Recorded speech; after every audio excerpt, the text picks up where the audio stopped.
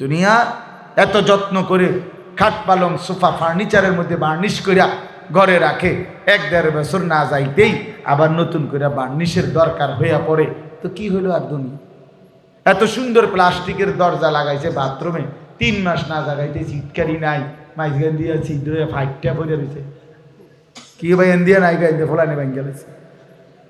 হ্যাঁ, আমরার মাদ্রাসার দরজা বা প্লাস্টিকের দরজা বদলাইতে বদলাইতে শেষ এখন স্টিলের দরজা লাগাইছি। এরপরে নিয়ত আছে পাথর দিয়া দরজা বানানো, যাতে ইসরাফিল ফু দিলে আর যদি ভাঙে। এই ছাড়া আমি আর কোনো উপায় দেখি। ফোলাইনে পাথর একটা ভাঙ্গে লাগবো ইনশাআল্লাহ। এরা বাচ্চা মানুষ না, এরা উড়াই লেবে সব কিছু। তাহলে এই জন্য বললাম দুনিয়া ধোকা, দুনিয়া ধোকা। এই মাত্র গুছাইলো, আবার একটু পরে আবার যেইসে, আবার যেইসে, আবার যেইসে। এই জন্য চলেন, আমরা লম্বা করতে চাই না। আমরা সোজা কথা, এই মুহূর্তে মোমেনের আলোচনা, মোমেনের জল্পনা, মোমেনের কল্পনা, মোমেনের আবেগ, মোমেনের অনুভূতি শুধুই রমজান। তো আচ্ছা বলেন তো, কয়টা ছাগলে একটা গরু হয়? বলেন না কেন? খোরশেদ ভাই কর না কেন? কয়টা ছাগল একত্র করলে একটা গরু হয়? হ্যাঁ, আপনি মহিদিন বেরি জিগান হে কক হয়নি। ছাগল একত্র করলে না, কিন্তু রমজানে ছাগল গরু হয়। জানেন, রমজান মাসে ছাগল কি হয়ে যায়? গরু হয়ে যায়। অন্য মাসে হয় না, রমজানে হয়। মানে কি?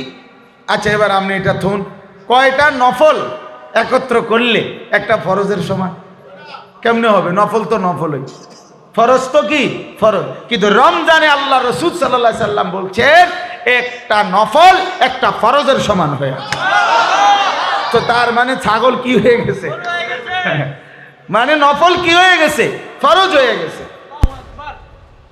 ফরজ হয়ে গেছেন। এই জন্য আল্লাহ নবী সাল্লাল্লাহু আলাইহি সাল্লাম বলছেন একটা নফল একটা ফরজের সমান। হ্যাঁ হ্যাঁ, একটা ফরজ, একটা ফরজ কানা কামান আদ্দা ৭০ ফরিদাতান ফিমা সিওয়াহু, অন্য সময়ের ৭০টা ফরজের সমান। একটা ফরজ কয়টা? ৭০। একে কত বলেন না? কত? এই কথার দুই অর্থ। এক অর্থ হইল ৬৮, ৬৯, ৭০। এই ৭০ যেটা, এটা একটা, একে ৭০। আরেকটা হলো একে অগণিত, অগণিত, অগণিত। ৭০ শব্দটি আরবি ভাষায় অগণিত, হিসাব ছাড়া বুঝাইবার জন্য ব্যবহৃত হয়। এই ৭০ বাংলা ভাষায় যেমন ১০০, এই শব্দটি অগণিত বুঝাইবার জন্য ব্যবহৃত হয় বাংলা ভাষায়। যেমন বাংলা ভাষায় আমরা কথার প্রসঙ্গে বলি যে তুমি আমারে ১০০ বার বললেও আমি তোমার কথা শুনতাম না। তার মানে কি? ১০১ বার বললে শুনবো, এটা নিয়ে বুঝাইতে চাইছে। তোর মতো বেটা ১০০ জন আইলে তো বেটা আমারে কিচ্ছু করতে পারতি না বেটা। তার মানে কি? আমারে কিছু করতে হইলে ১০১ জন আনতে হবে, এটা নিয়ে বুঝাইতে চাইতেছে। না না, মানে যত লোকে আনো আমার কিছু করতে পারবা না। তুমি যতবারই বলো আমি শুনতাম না। তাহলে সংখ্যা ব্যবহার করছে কত? ১০০। বুঝাইতে চাইছে কি? অগণিত। বুঝাইতে চাইছে কি? তোমার ১৪ গোষ্ঠীও তো আমার কিছু করতে পারত না। তার মানে কি? আমার কিছু করতে হইলে ১৫ গোষ্ঠী লাগবে। খামখেয়ালি করে আল্লাহর কাছেতে কাঁদতে পারি নাই, গুনাহ মাফ করাইতে পারে নাই। হইতে পারে আমি ঠিক মতো ইবাদত করতে পারি নাই। আল্লাহ বলছে আচ্ছা ঠিক আছে বান্দা, 11 মাস আমি ছেড়ে দিলাম, বান্দা যাও। 11 মাস আমি ভুলে গেলাম, তুমি একটা মাস কদর করো। 11 মাসের ঘাটতি আমি 1 মাসে ৭০ গুণ বেশি পুরাইয়া দেব। যা, আমি দিমু, যা। তো ভালো বান্দা, তবু ভালো হয়ে যা, তবুও জান্নাতি হ বান্দা। আর কি করব বান্দা, আর কি করব তোমাকে? যাও বান্দা, আমি মাফ করে দেব বললাম। 11 মাস আমাকে ভুলেছিলাম, আচ্ছা আমি কিছু মনে করলাম না, সব ভুলে গেলাম। আমার রমজানকে কদর করো, আমার রমজানকে কদর করো। শাহরু রমাদান, আমার উচ্চারণ করা মাস। নবীজি বলছেন, নবীজি উচ্চারণ করছে ইজা দাখালা রমাদান ফুতিহাত আবওয়াবুর রাহমা, যখনই রমজান আসে রহমতের সব দুয়ার আল্লাহ খুলে দেয়। ফুতিহাত আবওয়াবুল জান্নাহ, জান্নাতের দুয়ার সব আল্লাহ খুলে দেয়। অগুল্লিকাত আবওয়াবুন নার, জাহান্নামের দরজা বন্ধ করে দেয়। অসুলসিলাতিশ শাইতান, সমস্ত শয়তানগুলো আল্লাহ তাআলা শেকলে বন্দি করে ফেলে। তাহলে একটা মজার বিষয় শুনে, আমি যেটা বুঝছি, আমার ছোট বুঝ, এটা হলো, একটা তো বুঝাইতে চাইলাম এই কথা যে আল্লাহ পাক নিজে বলছেন শাহরু রমাদান, বলেন তো, তাহলে এটা কে বলছে? তাহলে রমজান কার জবানে উচ্চারিত হয়েছে? এবার শুনলেন নবীজির জবানে উচ্চারিত হয়েছে কিনা? ইজা দাখালা রমাদান, ইজা জা রমাদান, এভাবে নবীজি বলছে। তাহলে আমার আল্লাহর জবানে উচ্চারিত মাস, আমার রসুলের জবানে উচ্চারিত মাস, এর চাইতে বড় দামি আর কি হইতে পারে? এর চাইতে বেশি দামি আর কি হইতে পারে? এবার আসেন ওই কথাইটা যে আল্লাহ নবী সাল্লাল্লাহু আলাইহি সাল্লাম বলেন রমজান মাসে জান্নাতের সব দরজা আল্লাহ খুলে দেয়, জাহান্নামের সব দুয়ার বন্ধ করে দেয়, শয়তানগুলোকে শেকলে বন্দি করে ফেলে। এখন আমি যেটা বুঝাই, আমার নানার বাড়ি নাঙ্গলকোট, কুমিল্লা, নাঙ্গলকোট জেলায় পেরিয়া ইউনিয়ন আমার নানার বাড়ি। তো আমরা ছোটবেলায় নানার বাড়িতেই বেশি বেড়াইছি, বড় হয়েছি। আমার ছোট ভাই এখানে একজন আছে, ও আমার ছোট ভাই আরিফ আছে। তো আমরা নানার বাড়িতেই বেশি বেড়াইতাম ছোটবেলায়। নানার বাড়িতে যে কোনো বন্ধে ছুটিতে মার সাথে নানার বাড়িতে বেশি যাইতাম। তো আমার নানার বাড়িতে দেখতাম ছোটবেলায়, আমার পুরা মনে আছে যে 10টা 11টা 12টা বাজে, মনে করেন মেহমান আসছে, জির জামাই আইছে, নাতিন জামাই আইছে। তখন নিয়ম ছিল গ্রামে সকালবেলায় তো মুরগি, পালা মুরগি, দেশি মুরগি পালতো মানুষ ঘরে ঘরে। সকালবেলা মুরগি ছেড়ে দিছে, তখন জামাই আইছে 11টা বাজে, মেহমান আইছে 12টার দিকে। এখন এই মুহূর্তে মুরগি মেহমানের জন্য জবাই করতে হইলে ধরতে হইব, আর এটা কেমনে ধরবো? তো তখন দেখতাম যে নানার বাড়ির 4 ঘরের বাইর হইবার গেট, একটাই গেট ছিল, মনে করেন এই গেটটা। তো এই গেটটার মুখে জাল পাইত, এরকম জাল লাগাইতো, জাল আরই মাছ ধরার জাল। এই জাল লাগাইয়া এখন মহিলারা মুরগি এগুলারে সারা ঘর দুয়ার সব উঠান মুঠান মিলা দৌড়াইয়া সবাই মিল্লা হই হুল্লুর কইরা যেমনে হোক এনে আনতো। এদিক দিয়ে মুরগি বাইর হইতে গেলেই কোথায় আটকায় যাইতো? জালে। তখন মুরগিটা ধরে জবাই করত। এই ছিল, মানে বুঝাইছে তুমি চারিদিক থেকে দৌড়াইয়া আইনা যেদিক দিয়া বাইর হইতে চাইছিলা, এইটাই তোমার আমার আটকানোর জায়গা। তো আমার অর্থ হইল, আমি বুঝছি এটা আল্লাহ তাআলা রমজান মাসে আল্লাহ তাআলা তার ইমানদার বান্দাকে বলছে, বান্দা জাহান্নামের সব দরজা বন্ধ, শয়তানগুলো সব শেকল দিয়া আটকাইয়া রাখছি, এইবার তুমি বান্দার জন্য একটাই শুধু রাস্তা খোলা রাখছি, সেটা হলো জান্নাতের রাস্তা। অতএব যেদিক দিয়েই রওনা দাও, কোনোখানে বাজদা না, আটকাইতা না, জাহান্নামেও পড়তা না, শয়তানের বাঁধনেও আটকাইতা না। তো যেদিক দিয়ে রওনা দাও, বাইর হইবা, ঢুকবা যেই খোলা জায়গাটা, এটা ঢুকলেই জান্নাত, ঢুকলেই জান্নাত, ঢুকলেই জান্নাত, ঢুকলেই জান্নাত। খোলা দরজা যেইটা, এটা শুধুই জান্নাত, শুধুই জান্নাত, শুধুই। সামান্য ভুল বা অজানার কারণে তার আমলটা বাদ হয়ে গেল। কোরআন শরীফে আছে সূরা হুজরাতের মধ্যে আল্লাহ তাআলা বলছেন, ইমানদার এমন ভুল করো না, এমন কোনো অপরাধ করো না যে যার দ্বারা এমন হয় আন তাহবাতা আমালুকুম ওয়া আনতুম লা তাশউরুন, তোমাদের পুরা জিন্দেগীর আমল একসাথে নষ্ট হয়ে গেল অথচ তোমাদের জানাই হলো না। মানে তুমি জানোই না, ওয়া আনতুম লা তাশউরুন, তোমাদের মনেই নাই, জানাই নাই, তোমার খবরই নাই, তোমার যে সমস্ত আমল বরবাদ হয়ে গেল, একসাথে নিশ্চিহ্ন হয়ে গেল। এই জন্য এটা জরুরি। দিন আল্লাহ নবী সাল্লাল্লাহু আলাইহি ওয়াসাল্লাম বলছেন, শরীয়তের প্রত্যেকটা আমলের ক্ষেত্রে প্রয়োজনীয় মাসআলা জানা, এটা আমাদের প্রত্যেকের জন্যই জরুরি, প্রত্যেকের জন্যই জরুরি। এটা উচিত। যখন যেই ইবাদত, যেই আমল সামনে আসে, ওই আমল সম্পর্কিত মৌলিক মাসআলা, যে কতটুকু আদায় করতে হবে আমাকে, এবং মূল বিষয়টা যেন আমার কোনোভাবেই ক্ষতিগ্রস্ত না হয়, মূল আমলটা যাতে করে নষ্ট হয়ে না যায়, তাইলে বরবাদ হয়ে গেল। আমার শায়েখ আল্লামা মুফতি মুশতাকুন নবী সাহেব হুজুর বলে যে 3টা জিনিস মানুষকে জাহান্নামে নিয়ে যাবে। একটা হলো গাফলত, অর্থাৎ জানে এমনি কিন্তু খামখেয়ালি, অবহেলা, অলসতা, গাফলতের কারণে আমল ছুটে গেল, ফলে এই বেচারা বরবাদ হয়ে গেল।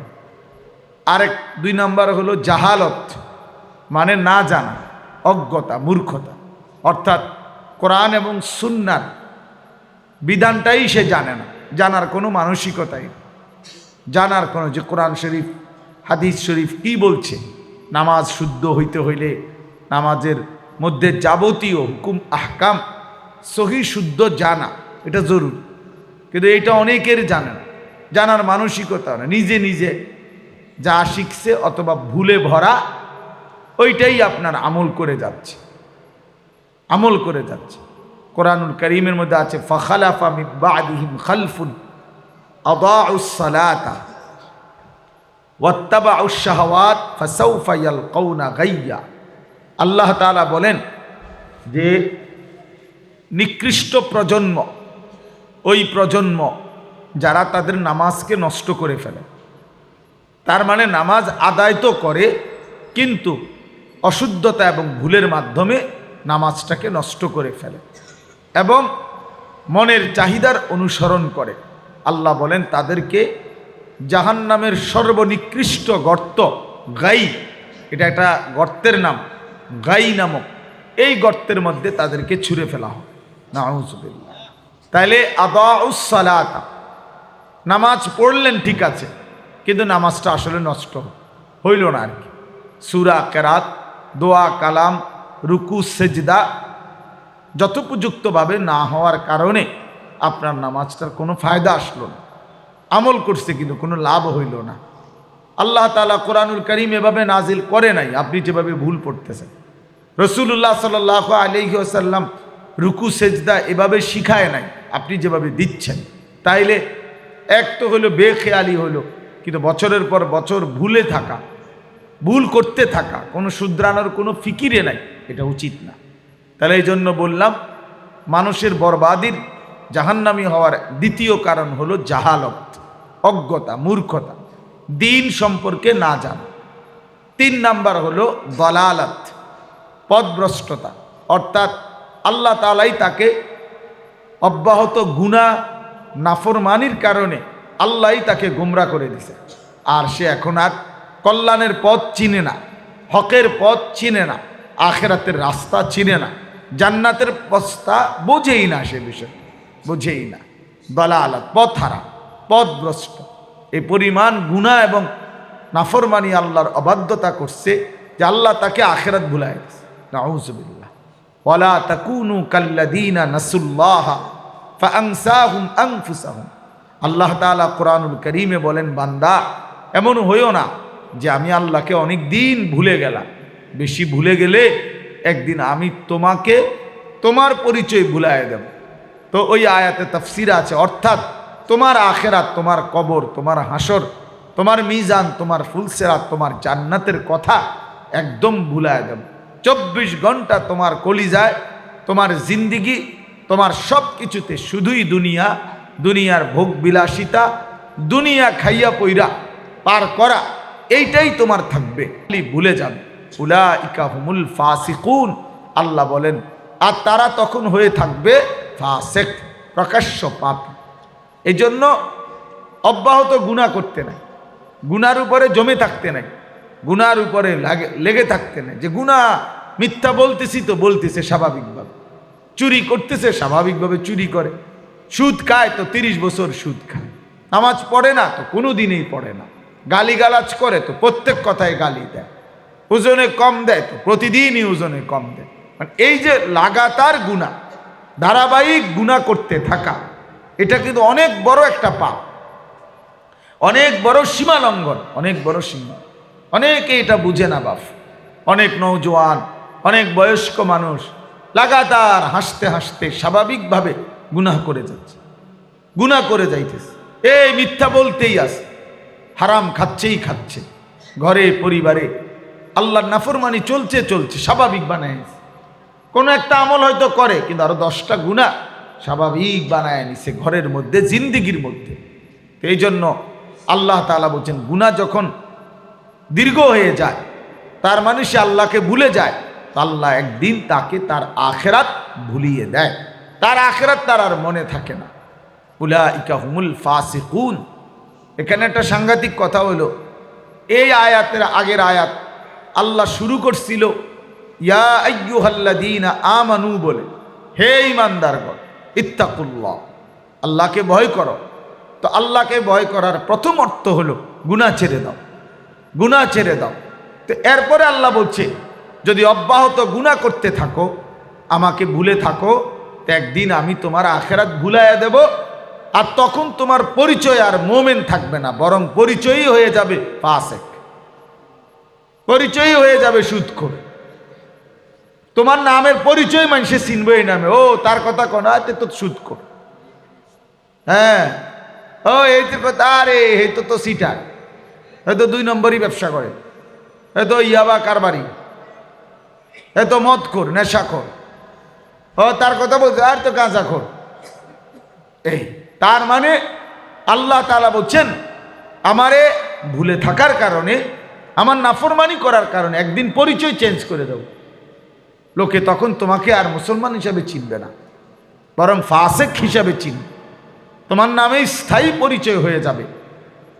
আহা, এটা কত বড় লানত, ওই ব্যক্তির উপরে কত বড় লানত, যে খায় ঘুমায়, দুনিয়া চলতেছে, কিন্তু লোকে তাকে স্মরণ করে, বরণ করে, উল্লেখ করে কোনো না কোনো পাপের নাম, কোনো পাপী হিসাবে বলে তোকে। এই জন্য এই 3 জিনিস, 1 নাম্বার হলো গাফলত, 2 নাম্বার হলো জাহালত, 3 নাম্বার হলো দলালত। 1 নাম্বার হলো অবহেলা করা, 2 নাম্বার হলো না জানা, 3 নাম্বার হলো পথ হারিয়ে ফেলা, গোমরা হয়ে যাওয়া, গোমরা হয়ে যাওয়া। এই জন্য আপনাদের কাছে এই যে কয়েকজন আল্লাহর বান্দা আমরা বসলাম, আমরা এটা মনে রাখবেন, আপনাদের সামনে মাহে রমজান, আপনার উচিত কেমনে পড়বেন আপনি বুঝ করেন, আপনি জেনে নেবেন। আমি বুঝি না, না বুঝবেন নাকি, বুঝেন নাকি, আবার না বুঝলে আপনি এটা কইলেন কেমনে, আপনি বুঝেন না, কথা বুঝেন নাই, আপনি বুঝেন না কি, আবার এটা কেমনে বললেন, তাইলে আপনি যে বুঝেন না, অবশ্যই বুঝেন, আপনি জানেন সব কিছু, আপনি সবই জানেন, সবই বুঝেন, মূলত আপনার কলিজার ভিতরে আখিরাতের ওই পরিমাণ কদর নাই, পরকালের ওই পরিমাণ প্রয়োজন নাই। যদি প্রয়োজন বেশি থাকতো তো নিশ্চিত দুনিয়াবি ব্যস্ততার চাইতে আখিরাতের ব্যস্ততা বেড়ে যেত, আখিরাতের ব্যস্ততা বেড়ে যেত। মানুষের দিলে যেটা থাকে, মানুষের বাহ্যিক সেটাই প্রকাশ, আয-যাহিরু উনওয়ানুল বাতিন। আরবি ভাষায় প্রবাদ বলে যে মানুষের অন্তরের ঠিকানা, প্রতিচ্ছবি মানুষের জাহের, বাহ্যিক চেহারা। মানুষ চেহারার দিকে তাকাইয়েই বলে কি ভাই মন খারাপ, তার মানে দিলের অস্থিরতা তার চেহারাতেই প্রকাশ। আবার চেহারার দিকে তাকাইয়াই বলে কি ভাই খুব খুশিতে আছেন, মনে হয় খুব খুশিতে আছেন, তাহলে বোঝা গেল যে মনের ফুর্তি চেহারায় প্রকাশ পায়, মনের পেরেশানি চেহারার মধ্যে কি পায়, প্রকাশ। তাহলে আপনার আমার কলিজার ভিতরে আখিরাতের ব্যাপারে কি হালাত, ইমানের ব্যাপারে কি হালাত, কবর পরকালের ব্যাপারে আসলে আমাদের দিলের মধ্যে কি আছে, এটা আমাদের বাহ্যিক চলাফেরা, কথাবার্তা, উঠা বসা দ্বারাই প্রমাণ। আপনি আজকে 30 বছরে কোরআন শরীফ সহি শুদ্ধ করেন না, তা আপনার কাছে যে আখিরাতটা কি জিনিস এটা কি বোঝা যায় না? আপনি আজকে 30 বছরে কোরআন সুন্নাহর একটা মাসআলা সঠিকভাবে জানার কোনো মানসিকতাই নেই। অনেক মানুষ বোঝে না, এটাই মনে করে ইমাম সাহেবরে টাকা 100 দেয় যে এটাই ব্যস্ত, মসজিদে যে 2টা ফ্যান দিছে সিলিং ফ্যান, ও ব্যস্ত গেছে। টাইলসের বাবা 10,000 টাকা দিছে, ওনার ফুতে বিদেশে পাঠাইছে, এই যে ব্যস্তের বুঝ হয়ে গেছে। বাপ ফুত দুজনে ব্যস্ত, দুইজনেই 10,000 টাকা 5,000 করে ব্যস্ত। এই যে খামখেয়ালি 20-50 টাকা 100 টাকা দিয়া 1-2 হাজার টাকা দিয়া আখিরাত কিনে নেওয়া, এটা কে বলবে? এত কম মূল্যে, এত কম মূল্যে আখিরাত। এই জন্য আল্লাহ তাআলা কোরআনুল কারীমের মধ্যে বলছেন ইয়া আইয়ুহাল্লাযীনা আমানু দুখুলু ফিস সিলমি কাফা, হে ঈমানদারগণ ইসলামের মধ্যে প্রবেশ করো পুরাপুরি। কাফাতান, পুরাপুরি পুরাপুরি। আমার খুলনার হজরত মাওলানা মুফতি নুরুল আমিন সাহেব দামাত বারাকাতুহুমুল আলিয়া, হজরত এ কথা খুব বলে যে কোনো মানুষ নামাজ পড়ে নিয়মিত তো তাকে নামাজি বলে, কোনো লোক রোজা রাখে তো রোজাদার, কোনো লোক হজ করছে তো সে হাজি সাহেব, কোনো লোক দান সদকা করে সে দানশীল। তো এটা তার একক পরিচয়। কিন্তু কোনো লোককে যদি বলতে হয় যে লোকটা দিনদার, আল্লাহওয়ালা, নেককার, তো তিনি বলেন অবশ্যই তাকে পুরা দিন মানতে হবে। পুরা দিন যে মানে, হালালগুলোও মানে, হারামগুলোও ছাড়ে, আদেশগুলো গ্রহণ করে, নিষেধগুলো বর্জন করে, রাত্রে দিনে সকালে দুপুরে একাকী প্রকাশ্যে সর্বহালাতে যে গুনাহ ছেড়ে দেয়, আল্লাহ তাআলার হুকুমে অভ্যস্ত থাকে, নামাজও পড়ে ঠিক মতো, রোজাও রাখে ঠিক মতো, বছর শেষে জাকাতও দেয় হিসাব করে, হজ ফরজ হলে হজও করে, আখলাকের হেফাজত করে, চরিত্রের হেফাজত করে, হারাম উপার্জন করে না, হারাম লোকমা খাবার খায় না, তো এই লোক দিনদার। তাহলে দিনদার একটা সামগ্রিক বিষয়, পুরা দিন যে মানে, আল্লাহওয়ালা একটা সামগ্রিক বিষয়, পুরা দিন যে মানে, পুরা দিন যে মানে, অর্ধেক অর্ধেক কিছু কিছু হলে হবে না। আমরা চরমনার মরহুম পীর সাহেব হজরত মাওলানা ফজলুল করিম সাহেব রাহমাতুল্লাহ, আমি একবার শুনছিলাম ছাত্র জীবনে থাকতে ওনার বয়ান, উনি বললেন, এই আয়াত পড়ছিলেন, পরে বলছিলেন যে মনে করেন কোনো মানুষ পুরা ইসলামের মধ্যে ঢুকা, তো এই কথা বলতে গিয়ে উনি বলছিলেন যে মনে করেন একজন ব্যক্তি মসজিদের ভিতরে এক পাও দিছে, আরেক পাও মসজিদের বাহিরে, এই অবস্থায় তার পাও, এখন লোকটা কি মসজিদের ভিতরে? কথা বলেন না কেন? লোকটা কি মসজিদের বাহিরে? তো এই কোথা, এ ভিতরেও না বাহিরেও না, এরকম হইলেও হবে না, এরকম হইলেও হবে না যে এক পাও ভিতরে দিছি আরেক পাও বাহিরে দিছি, অর্থাৎ নামাজ তো পালন করি কিন্তু যাকাত তো দেই না, অন্যকে দেখলে সালাম তো দেই কিন্তু নারীকে দেখলে চোখ তো নামাই না। কথা বোঝেন নাই? এরকম হইতে হবে, এক পাও দিলাম আরেক পাও বাহিরে রাখলাম তাইলেও হবে না, বরং দুই পাও ভিতরে দিয়েই পূর্ণ বুঝাইতে হবে এই যে আমি মসজিদের ভিতরে, তো পুরা দিন মাইনা বুঝাই দিতে হবে এই যে আমি ইসলামের ভিতরে। উদখুলু ফিস সিলমি কাফা, পুরা দিনের মধ্যে ঢুকতে হবে সবাইকে। পুরা দিন পাঁচ জিনিস, পরিপূর্ণ দিন পাঁচটি জিনিস, পাঁচটা বিষয়। এক নাম্বার হলো ঈমান, কিছু বিষয় আছে বিশ্বাসের, এগুলো যথাযথভাবে ঠিক রাখা, এটা দিন। দুই নাম্বার হলো ইবাদাত, কিছু বিষয় আছে আমলের বিষয়, এগুলো সবগুলো গ্রহণ করা, এটা পুরা দিন। কিছু বিষয় আছে মুআমালাত, পারস্পরিক লেনদেন, এগুলো সঠিক করা, এটা আমার দ্বীনের অংশ। চার নাম্বার হলো মুআশারাত, সমাজের প্রত্যেকের সাথে আমার আচরণ, মা বাবা, আত্মীয় স্বজন, স্ত্রী সন্তান, গ্রাম প্রতিবেশী, পাড়া মহল্লাবাসী, সবার সাথে, পথিক মুসাফির, কার সাথে আমার কি আচরণ হবে, এই আচরণ ঠিক রাখা, সুন্দর করা, দিন মোতাবেক করা, হ্যাঁ, এটা আমার দ্বীনের অংশ। পাঁচ নাম্বার হলো আখলাক, আমার ব্যক্তি চরিত্র। প্রত্যেক মানুষের কিছু মন্দ স্বভাব আছে, এই মন্দ স্বভাবগুলো দূর করা এবং উত্তম স্বভাবগুলো নিজের মধ্যে আনয়ন করা, উত্তম আখলাক, এই পাঁচটা ঠিক করা, এটাকে বলা হয় দিনদার, এইটাকে বলা হয় উদখুলু ফিস সিলমে কাফা, পুরা ইসলামে ঢুকা, এইটাকেই বলা হয় পরিপূর্ণ দিন, পরিপূর্ণ ইসলাম। রাসূলুল্লাহ সাল্লাল্লাহু আলাইহি সাল্লামের 23 বছরের পূর্ণাঙ্গ মেহনত। এই জন্য আপনি জান্নাতে তো মামুলিও মনে করেন, আখেরাতে তো মামুলি না, আখেরাতে তো মামুলি না, আখেরাত জান্নাত এত সহজ না। জান্নাত আমরা কি ভাবছি, মানে আমরা এতটুকু, অনেকে, আমার কাছে মনে হয় অনেকে মনে করে জান্নাত মানে 2টা রুম আর একটা বারিন্দা, মনে 2টা রুম আর একটা বারিন্দা, মনে দূরে কয় জান্নাত, আর এটা কি, আর রুম 2টা আর বারিন্দা লইয়া সর্বোচ্চ 3000 টাকা ভাড়া, 3000 টাকা ভাড়া, তো এইটা এরকম মনে করছেন জান্নাত কি দুইটা রুম আর একটা বারান্দা? এটা তাইলে এই জন্য খামখেয়ালি না করা, খামখেয়ালি না করা। এই জন্য বাপ, এক তো হইল আমি নিজের মতো চললাম, আরেক হইল না আমার আখেরাত দরকার, আমার পরকাল দরকার। তাইলে আরো যত্নবান হইতে হবে, আরো যত্নবান হইতে হবে, আমাকেও আপনাকেও। দিনকে আরো মানতে হবে, ইসলাম গ্রহণ করতে হবে।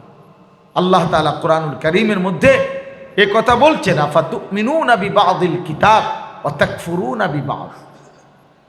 আল্লাহ তাআলা বলেন এটা তোমাদের কেমন আচরণ আমার বান্দা, যে তোমরা আমার কোরআনের কিছু অংশ তো মেনে নিলা, আবার কিছু অংশ ত্যাগ করলা। নামাজের হুকুম এটা মেনে নিলা যারা নামাজ পড়ো, তো হালাল উপার্জন, বাজার ব্যবসায় হালাল রোজগার, এটা কেন প্রত্যাখ্যান করলাম? এটা কেন প্রত্যাখ্যান করলাম? তো আল্লাহ তাআলা বলেন এটা তো ঠিক হলো না, এটা তো ঠিক হলো না। বান্দা পুরা দিন মানো। যেই সাহাবীর কারণে এই আয়াত নাজিল হয়েছে, ওই সাহাবীর নাম হলো হযরত আব্দুল্লাহ ইবনে সালাম রাদিয়াল্লাহু তাআলা আনহু। উনি ছিলেন ইহুদিদের বড় পণ্ডিত মদিনায়। তো ইহুদি ধর্মের মধ্যে উটের গোশত খাওয়া হারাম। উনি মুসলমান হওয়ার পরে তো উটের গোশত তো ইসলাম ধর্মে হালাল। তখন উনি সাহাবায়ে কেরামের সাথে এরকম উট রান্না করছে, তো ওনারে বলছে খাইতে। তখন উনি বলছে যে ভাই আমি শতভাগ জায়েজ মনে করি, হালাল এটা নিঃসন্দেহে, আমি মুসলমান, কিন্তু আমি দীর্ঘদিন যাবৎ ছোট্টবেলা থেকে কোনো দিন উটের গোশত না খাওয়ার কারণে আমার কেমন জানি একটু অস্বস্তি লাগতেছে, আমি না খাই, এতটুকুই বলছেন। হারাম বলে নাই, না জায়েজও বলে নাই, শুধু খাইতে চাচ্ছিলেন না। দীর্ঘদিনের কারণে উনি হঠাৎ করে খাইতে চাচ্ছিলেন না, এটা এর দূরে বলছে। কোরআনুল কারীমের আয়াত নাজিল হয়েছে, মহান আল্লাহ পাক রব্বুল আলামিন বলছেন, ইয়া আইয়ুহাল্লাযীনা আমানু উদখুলু ফিস সিলমি কাফা, পুরা ইসলামে ঢোকো, পুরা পুরা। তার মানে আমি এটা বিশ্বাস করি যে এটা হালাল, এর দূর বললে হবে না, খাইয়া প্রমাণ করে দাও, খাইয়া প্রমাণ করো। মুখে বললে হবে না, মুখে বলবে, মুখে বললাম আমি প্রিয় নবী সাল্লাল্লাহু আলাইহি সাল্লামকে মানি, মুখে বললাম আমি মুহাম্মদ সাল্লাল্লাহু আলাইহি ওয়াসাল্লাম নবী পাকের উম্মত, তাকে আমি খুব ভালোবাসি, তিনি সর্বশ্রেষ্ঠ নবী, তিনি বিশ্ব নবী, ইত্যাদি ইত্যাদি অনেক কিছু বললাম। কিন্তু জিন্দেগির মধ্যে সুন্নাত কোথায়? জিন্দেগির মধ্যে সুন্নাত কোথায়? জীবনের মধ্যে সুন্নত কই? রাসূলুল্লাহ সাল্লাল্লাহু আলাইহি সাল্লামের তরিকা কোথায়? এই জন্য দয়া করে এটা বুঝতে শিখেন, আমিও আপনিও, আমরা প্রত্যেকের। এই আপনারা একজনই বুঝেন, আমার কোনো অসুবিধা নাই, কিন্তু একজনও বুঝে নেন যে আমাকে পুরা দিন মানতে হবে। জান্নাত মামুলি না, অনেক দামি নিয়ামত, সর্বশ্রেষ্ঠ নিয়ামত জান্নাত। আল্লাহ তাআলা কোরআনুল কারীমের মধ্যে কোথাও বলছে ফাউজান আজিমা, কোথাও বলছে আজরান আজিমা। সব জায়গায় জান্নাতের কথা বলতে গিয়ে আল্লাহ বলছে আজিম, জান্নাত সর্বশ্রেষ্ঠ, অনেক বড় পুরস্কার, অনেক বড় বিনিময়। আজিম বলছে জান্নাতের ব্যাপারে। আল্লাহ তাআলা আরশকে বলছে আরশে আজিম, কোরআনকে বলছে কোরআনুন আজিম, আমাদের নবীর জিন্দেগিকে বলছে লা আলা ওয়া ইন্নাকা লা আলা খুলুকিন আজিম। জান্নাতের পুরস্কারকেও আল্লাহ তাআলা বলছে আজরে আজিম, ফৌজে আজিম, শ্রেষ্ঠতম পুরস্কার আজিম। আমরা তাফসীরের মধ্যে পড়ছি যে আল্লাহ যে বলছেন আরশে আজিম, আল্লাহর আরশ কত বড়, এটার একটা উদাহরণ দিছেন যে আল্লাহ পাকের আরশ, আল্লাহ তাআলার কুদরতি সিংহাসন, সেটা কত বড়। আল্লাহর আরশের নিচে আল্লাহ পাকের আরেকটা জিনিস আছে, সেটা হলো কুরসি। কুরসি আল্লাহ তাআলার কুদরতি চেয়ার, যেখান তো এই কুরসি, তো তাফসীরের মধ্যে লিখছে এই 7 আসমান কোরআনেই আছে, থেকে 7 তবক জমিনের নিচ পর্যন্ত পুরাটা আল্লাহর মাখলুকাত বেষ্টন করে আছে আল্লাহর কুরসি। ওয়াসিআ কুরসিয়ুহুস সামাওয়াতি ওয়াল আরদ, আয়াতুল কুরসি যেটা রেকর্ড। তো 7 আসমানের ঊর্ধ্ব থেকে 7 তবক জমিনের নিচ পর্যন্ত এই পুরাটা সৃষ্টি নিয়ে আল্লাহর চেয়ার, কুদরতি চেয়ার। এখন আল্লাহর আরশ কত বড়, তো বলছে তাফসিরে এই আল্লাহর এই কুরসিটা, যেটা 7 আসমান থেকে 7 তবক জমিন পর্যন্ত আল্লাহর পুরা সৃষ্টিটার সমপরিমাণ কুরসি, সেই কুরসিটা যদি আল্লাহ তাআলার আরশের মধ্যে নিয়ে রাখে, আল্লাহর আরশের উপরে নিয়ে রাখে, তো এটা মনে হবে একটা বিশাল মরুভূমির মধ্যে একটা পয়সা রাখছে।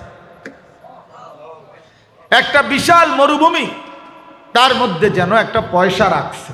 এখন বলেন আরশ কত বড়? আরশ কত বড়? তাই কুরসি এত বড়, সেই কুরসিটা আল্লাহর আরশের সামনে কিছুই না, তা আরশ কত বড়? এই জন্য আজিম, অনেক বড়। কে বলে? আরশে আজিম। আল্লাহ তাআলা বলছেন, নিজের ব্যাপারে বলছেন আল্লাহ তাআলা নিজে, সুবহান রাব্বিয়াল আজিম। আল্লাহ আজিম, ওয়া হুয়াল আলিয়্যুল আজিম। তাই জন্য জান্নাত আজিম, আজরান আজিমা, ফৌজান আজিমা, অনেক বড়, অনেক বড়, অনেক বড়। ওয়া ইদা রাআইতা সাম্মা রাআইতা নাঈমান ওয়া মুলকান কাবীরা। আল্লাহ বলছে আমার বান্দা যখন জান্নাত দেখবে তো বারবার দেখবে, বারবার দেখবে, বারবার দেখবে, বারবার। আরে ঘুরে ঘুরে দেখবে আর বলবে করছে কি রে? আরে ফ্যান কেমনে এত সুন্দর হয়, লাইট কেমনে এত সুন্দর হয়, গাছ কেমনে এত সুন্দর হয়, ঘুরে ঘুরে দেখবে আর বুঝবে আল্লাহ তাকে নিয়ামতে ভরা মুলকে কাবীর, এক বিশাল বড় সাম্রাজ্য, পুরা ময়নামতি ইউনিয়ন সমান দান করছে। ময়নামতি ইউনিয়ন সমান, ময়নামতি ইউনিয়ন এটা কিছু তো, সবচেয়ে ছোট্ট জান্নাত, সর্বশেষ ব্যক্তিকে যেই জান্নাত দেয়া হবে, আর দুনিয়া ও আশারাতু আমসালিহা, 10 দুনিয়া বরাবর। এই শব্দের 2 অর্থ। এক অর্থ হলো 10 দুনিয়া বরাবর, আরেক অর্থ হলো 11 দুনিয়া বরাবর। আর দুনিয়া ও আশারাতু আমসালিহা, একটা দুনিয়া আরো সমপরিমাণ 10টা, তাইলে 11টা হইল না? আপনি 10টাই অক না। আল্লাহু আকবার, আল্লাহ। এই জন্য জান্নাত অনেক বড়, জান্নাত অনেক বড়, জান্নাত অনেক বড়, আজরে আজিম। এই জন্য বাপ আমাদের এটা বোঝা উচিত, আমারও বোঝা উচিত, আপনাদেরও বোঝা উচিত যে অনন্তকালের এই বিশাল বড় নিয়ামত জান্নাত অর্জনের জন্য আরো মুজাহাদা দরকার, আরো ত্যাগ, আরো কুরবানি দরকার, আরো কুরবানি দরকার। আমরা কোরআনুল কারীমে পড়ছি তাফসিরে, ফাইদা ফারাগতা ফানসাব ওয়া ইলা রাব্বিকা ফারগাব। এই আয়াতের ব্যাখ্যাতে একটা গুরুত্বপূর্ণ কথা আছে। সেখানে হলো আমাদের নবী সাল্লাল্লাহু আলাইহি সাল্লামকে আল্লাহ বলছে এটা, যে বন্ধু সারা দিন আপনি যখন দিনের বহু কাজ শেষ করবেন, অবসর হবেন, সেই ফজর থেকে নিয়ে এশার নামাজ পর্যন্ত আপনি 5 ওয়াক্ত নামাজের ইমামতি করছেন। এই সারা দিনে জিব্রাইল আসছে, আপনার কাছে কোরআন নাজিল করেছে, আপনি গ্রহণ করেছেন। যুদ্ধের ময়দানে আপনি নেতৃত্ব দিয়েছেন। এই লক্ষাধিক সাহাবীকে দ্বীনের প্রয়োজনীয় মাসআলা আপনি শিখিয়েছেন। হাজারো শত শত বিষয়াদি আপনি সারাদিন ব্যস্ততার মাধ্যমে দ্বীনের কাটিয়েছেন। আল্লাহ বলতেছেন বন্ধু এবার যখন আপনি এশার নামাজ পড়ে অবসর হবেন তো ফানসাব, পুনরায় কিছুক্ষণ পর থেকেই আবার কঠোর পরিশ্রমে আমি আল্লাহর একাকী ইবাদতে লেগে যাবেন। তাহলে মাত্র কইল অবসর হইল, আবার পরিশ্রমে লেগে গেল, আবার পরিশ্রমে লেগে গেল, আবার পরিশ্রমে লেগে যান। অর্থাৎ এবার আবার রাত্রিবেলা জিকির, তেলাওয়াত, তাহাজ্জুদ, দোয়া, কান্নাকাটি, সেজদা, মুরাকাবা, এর মধ্যে লেগে যান। এর মধ্যে তো ওইখানে আমরা পড়ছি তাফসীরের মধ্যে যে পূর্ববর্তী বুজুর্গানে দ্বীন বলেন আল্লাহ তাআলার ইবাদত এই পরিমাণ মেহনতের সাথে করা উচিত যেন মেহনত করতে করতে রাত্রি গভীরে আইসা হালাত এমন হয় যে 2টা পাও আর স্বাভাবিকভাবে হাইটা চলতেছে না, হেসরাইয়া হেসরাইয়া এরপরে বিছানার কাছে নেওয়া একটু সময়ের বিশ্রামের জন্য। এই পরিমাণ ক্লান্তি যখন হবে তো তখন যদি কিছুটা আল্লাহ তাআলার বন্দেগীর হক আদায় হয়, তখন যদি কিছুটা হয়, তা আখিরাত মামুলি না, আখিরাত মামুলি না। হযরত নবী সাল্লাল্লাহু আলাইহি ওয়াসাল্লাম এই পরিমাণ রাত্রি জাগতেন। আম্মা জান আয়েশা বলেন হাত্তা তাওয়াররামাত কাদামাহু, নবীজির পা মোবারক ফুলে ফুলে যেত, পা। এত লম্বা দাঁড়িয়ে থাকতেন, এত লম্বা সেজদা দিতেন।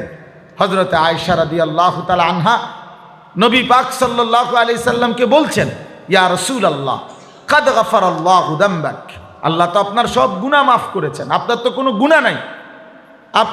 গুনাহ নাই, তাহলে আপনি কেন এত রাত্র জাগেন, এত কাঁদেন কেন, এত তাহাজ্জুদ, এত সেজদা, এত দোয়া, এত কান্নাকাটি আপনি কেন করেন? আল্লাহর নবী সাল্লাল্লাহু আলাইহি ওয়াসাল্লাম বলতেন, আয়েশা জানো, আমি সেই মুহাম্মদ যে ছোট্টবেলায় জন্মের পূর্বেই বাপ হারায় ফেলছিলাম। আমি সেই মুহাম্মদ মাত্র 4 বছর বয়সে যে তার মাকে হারিয়েছি। আমি সেই মুহাম্মদ 8 বছর বয়সে আমার আপন অভিভাবক আমার দাদা আব্দুল মুত্তালিবকে আমি হারিয়েছি। জানো আয়েশা, মক্কায় আমার ঘর ছিল না, আমার বাপ ছিল না, আমার মা ছিল না, আমার দাদা ছিল না। এক এতিম সন্তান আমি, এক অসহায় এতিম ছিলাম আমি। সেই এতিম সন্তান মুহাম্মদ আমি, সেই আমাকে আল্লাহ তাআলা গোটা কায়নাতের সরদার বানাইছেন, সমস্ত আম্বিয়াদের শ্রেষ্ঠতম বানিয়েছেন। আল্লাহ তাআলা আমাকে মেরাজের মতো ইজ্জত দান করেছেন।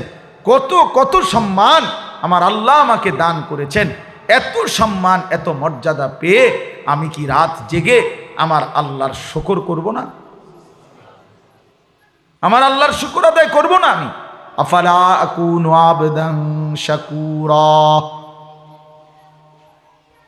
আফালা আকুনু আবদান শাকুরা। আমি কি আমার মাওলার শুকর গুজার বান্দা হব না? আমি শুকর আদায় করছি।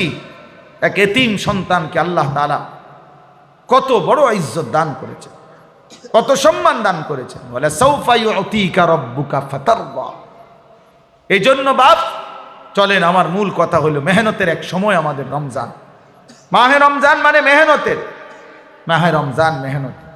আপনি সারাদিন রোজা রাইখা ক্লান্ত, ইফতারের পর পর তো একটু পরে 1 ঘন্টা না যাইতেই আবার 20 রাকাত তারাবি, আবার 20 রাকাত তারাবি পড়ে একটু ঘুমাইতে না ঘুমাইতে আবার সেহরি, আবার সেহরির জন্য উঠা, সেহরি খেয়ে আবার বসে থাকা। ফজরের নামাজ জামাতে পড়তে হবে, ফজরের নামাজ জামাতে পড়তে হবে। সারাদিন আবার ক্ষুধার্ত অবস্থায় নিজের দুনিয়াবি কাজ কারবার সাংসারিক এটাও করতে থাকা। তার মানে ক্লান্তি আসবে স্বাভাবিক, পরিশ্রম হবে স্বাভাবিক। কিন্তু এই পরিশ্রম, এই মেহনত যদি যথোপযুক্তভাবে করতে পারি তো এই পরিশ্রমের ফলাফল সরাসরি জান্নাত। এই মেহনতের ফলাফল জান্নাত। 30 দিন পরে এমন এক পুরস্কার মিলবে, আল্লাহ বলবেন লাআল্লাকুম তাত্তাকুন, বান্দা যাও, 30 দিন তোমার কষ্ট দেখছি, একবার রাত্রি জেগেছ, লম্বা সময় তাহাজ্জুদ তারাবি পড়ছো, সারাদিন রোজা রাখছো, তো আমি আল্লাহ তাআলা এই মেহনত মুজাহাদার বিনিময়ে সেই পুরা রমজান কষ্ট করেছ, এতেকাফ করেছ, সবে কদরের তালাশে সারাটা রাত চোখের পানি ফেলছো, কতভাবে তুমি কাঁদছো বান্দা, মেহনত করছো। যাও বান্দা, আজ ঈদের চাঁদ তুলে আমি তোমারে শুনায়ে দিলাম, আমি তোমাকে মুত্তাকি বানিয়ে দিলাম, মুত্তাকি বানিয়ে দিলাম। আর যে মুত্তাকি সে জান্নাতি, যে মুত্তাকি সে জান্নাতি। এই জন্য হাদিসে আছে ঈদের দিন, রমজানের ঈদের দিন আল্লাহ তাআলা ফেরেশতাদেরকে জিজ্ঞেস করে, আমার ফেরেশতারা বলো তো ওই ব্যক্তির পারিশ্রমিক কেমন হওয়া উচিত যে তার মেহনত পুরাপুরি শেষ করছে, তার উপরে দায়িত্ব সে পূর্ণ শেষ করছে, তো তার পারিশ্রমিক কেমন হওয়া উচিত? ফেরেশতারা বলে, আয় মাওলা, তাকে পূর্ণ পারিশ্রমিক দেওয়া উচিত।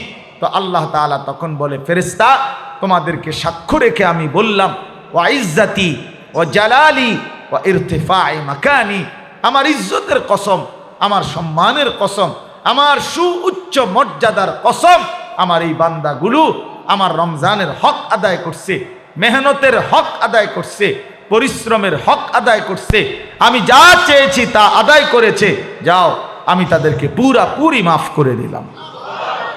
তো ফেরেশতারা তখন ঈদগাহের আল্লাহর নেক বান্দাদেরকে ডেকে বলে যে, হে আল্লাহর বান্দারা, ইয়া আইয়ুহান নাস, হে লোক সকল শোনো, ইন্নাল্লাহা কাদ গাফারা লাকুম, আল্লাহ তোমাদেরকে পুরা মাফ করে দিয়েছে। ফারজিউ রাশিদিনা ইলা রিহালিকুম, তোমরা খুশি খুশি চিত্তে তোমাদের ঘরে ফিরে যাও, ঘরে।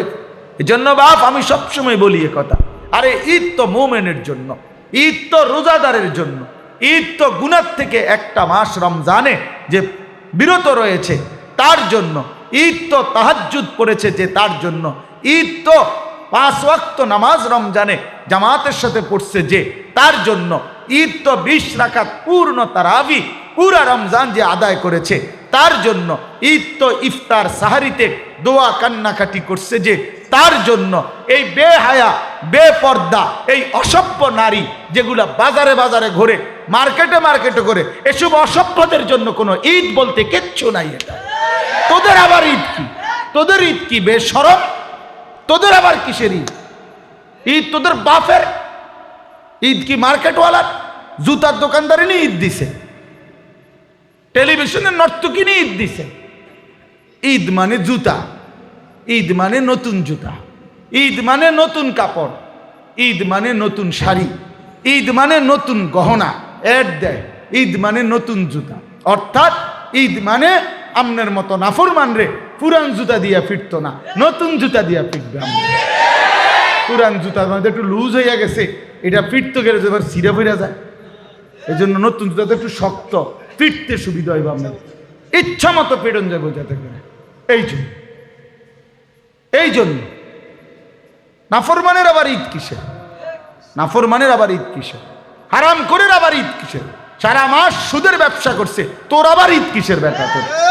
হ্যাঁ নাফরমান, তোমার আবার ঈদ কি? বাটপার সিটারের আবার ঈদ কি? ঈদ তো আল্লাহর দেওয়া, আল্লাহ তাআলার দেওয়া। কোরআনুল কারীমের মধ্যে বলছে, আল্লাহর নবী সাল্লাল্লাহু আলাইহি ওয়াসাল্লাম হাদিসে বলছে, ইন্নাল্লাহা কাদ আবদালাকুম, আল্লাহ তাআলা তোমাদেরকে তোমাদের নিজস্ব খেয়াল খুশির আনন্দ ফুর্তির বিপরীতে আল্লাহ তোমাদেরকে পরিবর্তে 2টা ঈদ দিছেন। এটা আল্লাহ দিছেন, ইন্নাল্লাহা কাদ আবদালাকুম, আল্লাহ দিয়েছেন। আল্লাহ কোনো নাফরমানকে দিছেন এটা? কোনো পাপীর জন্য দিছেন এটা? কোনো বেহায়া বেপর্দা বেশরম নারীর জন্য? কোনো সুদখোর হারামখোরের জন্য? হ্যাঁ, সামনে ঈদ এই জন্য বকশিস আরো বাড়ায় দিছে, সামনে ঈদ এই জন্য ঘুষের টাকা আরো বাড়ায় দিছে। ঈদের অনেক খরচ, ঈদের খরচ কি আবার? সেমাই কি 1 বালতি খায়নি বেটা? হ্যাঁ কথা বলে, আশ্চর্য নাফরমান, আশ্চর্য নাফর। সব কিছুতে আল্লাহর দেওয়া ইবাদত। ঈদ একটি ইবাদত, ঈদ একটি কি ইবাদত? ইবাদত, এক ইবাদতের শুকর আরেক ইবাদতের মাধ্যমে আদায় করা। আমাকে যে আল্লাহ তাআলা একটা মাস আল্লাহর হুকুম মানার সুযোগ দিছেন, এই খুশিতে ঈদের দিন আল্লাহ তাআলার জন্য আরো অতিরিক্ত 2 রাকাত নামাজ পড়ে আল্লাহ তাআলার শুকর আদায় করা, যে মাওলা আপনি যদি হায়াত না দিতেন, আপনি যদি সুস্থ না রাখতেন, আপনি যদি তৌফিক না দিতেন, তো আমি রমজান কেমনে রাখতাম, রোজা কেমনে রাখতাম, তারাবি কিভাবে পড়তাম, তাহাজ্জুদ কেমনে পড়তাম, আমি ইতিকাফ কিভাবে করতাম? আপনি তো তৌফিক দিয়েছেন মাওলা, এজন্য আপনার শুকর। খোলা মাঠে আপনারে আবার সেজদা দিলাম, আবার সেজদা দিলাম। এই জন্য বাপ, মাহে রমজান মেহনতের মাস। কিসের মাস বলেন? মেহনতের। কিসের মেহনত? আখিরাতের মেহনত, আখিরাতের মেহনত, আখিরাতের মেহনত, আখিরাতের মেহনত। কষ্ট করবেন, পরিশ্রম করবেন, সিদ্ধান্ত নেন, সিদ্ধান্ত নেন। বহুতই মুবারক মাস শাহরু রমাদান। পুরা 30 পারা কোরআনের মধ্যে আল্লাহ তাআলা এই একটি মাস কেবল নিজে উচ্চারণ করছে, শাহরু রমাদান। আল্লাহ বলছে শাহরু রমাদান, রমজান মাস। মানে কি সুন্দর, নিজে আল্লাহ তাআলা উল্লেখ করছে রমজান মাস। আরবি 12 মাসের আর কোনো মাসের নাম কোরআনে নাই। মুহররম, সফর, রবিউল আউয়াল, রবিউস সানি, জামাদিউল উলা, জামাদিউস সানি, এরপরে রজব, শাবান, রমাদান, শাওয়াল, জিলকাদা, জিলহজ্জা, কোন মাসের নাম নাই, শুধু রমজান। আল্লাহ নিজে বলছেন শাহরু রমাদান, রমজান মাস, রমজান মাস। এটা আল্লাহর জবানে উচ্চারিত হয়েছে, এটাই তো আমাদের জন্য খুশির ব্যাপার। এবার নবীজির জবানে উচ্চারিত হয়েছে, আমাদের নবীও উচ্চারণ করছে, ইজা দাখালা রমাদান, ইজা জাআ রমাদান। নবীজি বলেন ইজা দাখালা রমাদান, শোনো যখনই রমজান আসে, ফুতিহাত। আমি বুঝলাম না আমরা ছেলেগুলো কথা বলে কেন? আমরা ওইখানে কোনো উস্তাদ নাই? আমাদের মাদ্রাসার শিক্ষকরা ছুটিতে গেছে নাকি?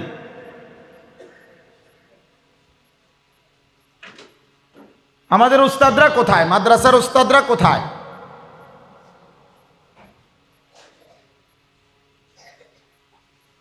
সবাই আজকে সারাদিন পরিশ্রম করছে। বাস্তবতা হলো সারাদিন আমাদের লম্বা প্রোগ্রাম গেছে, প্রায় 400-500 উপরে ছেলে, কিশোর, নওজোয়ান, যুবক আসছে। ওস্তাদরা খুব দৌড়াদৌড়ি করছে, সবাই ক্লান্ত। তো এখন বলেন যে ক্লান্তের সাথে কিছুটা মেহনত করতে পারেন।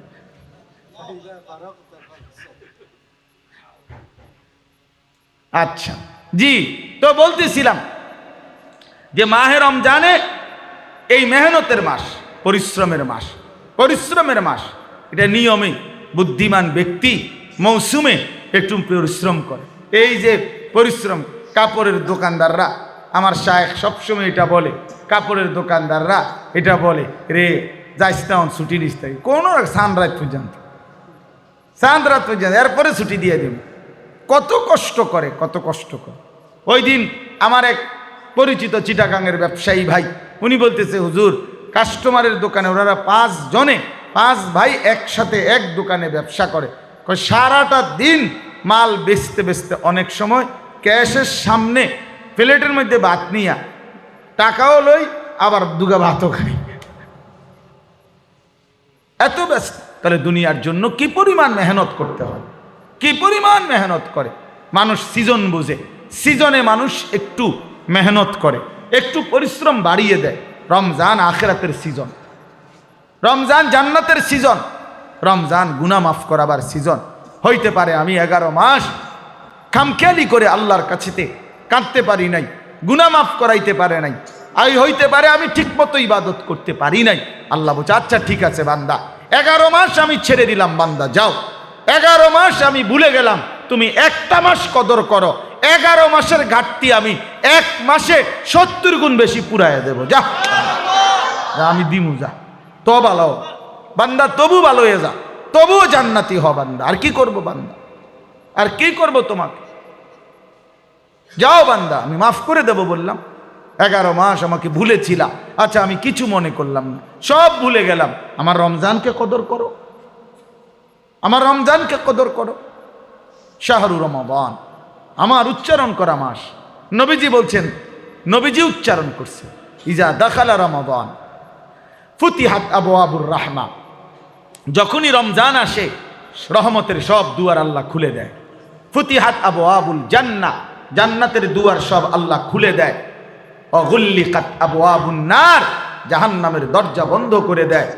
অসুলসিলাতিশ শাইতান, সমস্ত শয়তানগুলো আল্লাহ তাআলা শেকলে বন্দী করে ফেলে।